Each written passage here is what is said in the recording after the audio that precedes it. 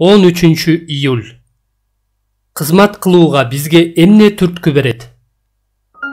Себеби өзүнүн күнөөкөр табиятына сепкен адам күнөөкөр табиятынан чирий турган нерсени алат. Ал эми рухка сепкен адам рухтан түбөлүк өмүрдү алат.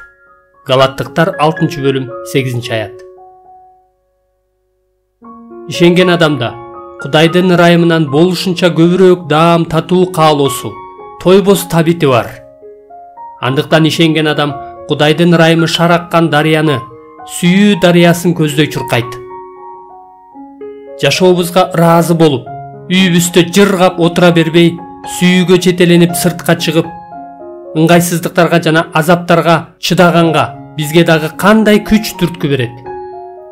Бизге тартынганыбызга карабай, чоочун адамдарга салам бергенге, кыжырыбыз келип турганына карабай, касташкан адамыбызга барып, элдешүүнү сунуш кылганга, буга чейин эч качан бербеген ондукту бергенге, коркконубузга карабай, чогуу иштешкендерибизге машаяк жөнүндө айтып бергенге, жаңы көчүп келген коңшуларыбызды ыйык жазууну изилдөөгө чакырганга, жакшы кабар таратуу үчүн башка элдерге барганга, аракка байлангандар үчүн жаңы кызмат баштаганга, жүк ташыган чакан унаабыз менен башкаларга кызмат кылганга, эртең менен рухий ойгонуу үчүн сыйынганга убакыт арнаганга эмне түрткү берет?